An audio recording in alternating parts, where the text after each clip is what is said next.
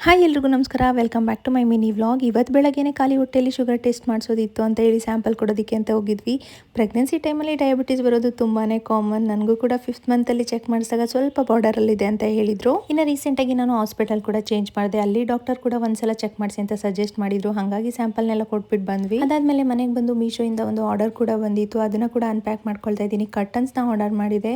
So ಅದರ review ವಿಡಿಯೋನ ಕೂಡ ನಾನು ಕಂಪ್ಲೀಟಾಗಿ ನಾನು ಯೂಟ್ಯೂಬ್ ಚಾನಲಲ್ಲಿ ಅಪ್ಲೋಡ್ ಮಾಡಿರ್ತೀನಿ. ಒಂದ್ಸರ್ತಿ ಚೆಕ್ ಮಾಡಿ. ಕ್ವಾಲಿಟಿ ಅಂತೂ ತುಂಬಾ ಅಂದ್ರೆ ತುಂಬಾನೇ ಚೆನ್ನಾಗಿದೆ. ಇನ್ನು ಪ್ರದೀನು ಮನೆಯಲ್ಲೇ ಇದ್ದಿದ್ರಿಂದ ಅವ್ರ ಹತ್ರನೇ ಇದನ್ನೆಲ್ಲ ಫಿಕ್ಸ್ ಮಾಡ್ಸ್ಕೊತಾ ಇದ್ದೀನಿ. ಯಾಕಂದ್ರೆ ನಾನು ಈ ಟೈಮಲ್ಲಿ ಚೇರ್ ಮೇಲೆ ಹತ್ತಿ ಇಳಿಯೋದು ಅಷ್ಟು ಒಳ್ಳೇದಲ್ಲ ಅಂತ ಹೇಳಿ.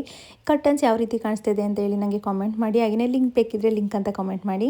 ಇನ್ನು ಅಮ್ಮ ಕೂಡ ಊರಿಂದ ಬರುವಾಗ ಅದು ಬೆಣ್ಣೆನೆಲ್ಲ ತೊಗೊಂಬಂದಿದ್ರು. ಇವತ್ತು ತುಪ್ಪನ ಕಾಯಿಸ್ತಾ ಇದ್ರು. ಆ ರೆಸಿಪಿನ ಕೂಡ ನಿಮ್ಮ ಜೊತೆ ಶೇರ್ ಮಾಡ್ಕೊಳ್ತಾ ಇದ್ದೀನಿ. ಮೊದಲಿಗೆ ಬೆಣ್ಣೆನ ಕರಗೋದಿಕ್ಕೆ ಅಂತ ಇಟ್ಬಿಟ್ಟು ಇಲ್ಲಿ 1 ಸ್ಪೂನು ಮೆಂತ್ಯ ಕಾಳನ್ನ ಹುರಿದು ಚೆನ್ನಾಗಿ ಪುಡಿ ಮಾಡ್ಕೊಳ್ಬೇಕಾಗುತ್ತೆ. ಈ ರೀತಿ ಕಲ್ಲಲ್ಲಿ ಪುಡಿ ಮಾಡಿದ್ರೇನೆ ಟೇಸ್ಟ್ ತುಂಬಾ ಚೆನ್ನಾಗಿ ಬರೋದು. ನಂತರ ಅದಕ್ಕೆ ಇಲ್ಲಿ 1 ನಾಟಿ ಬೆಳ್ಳುಳ್ಳಿ ಹಾಗೆಯೇ 2 ನಾಟಿ ಈರುಳ್ಳಿ, ಚಿಕ್ಕ ಈರುಳ್ಳಿ ಅಂತ ಹೇಳ್ತೀವಲ್ವಾ, ಅದನ್ನ ತಗೊಂಡು ಅದನ್ನ ಕೂಡ ಜಜ್ಜಿ ಎತ್ತಿಟ್ಕೊಳ್ಬೇಕಾಗತ್ತೆ.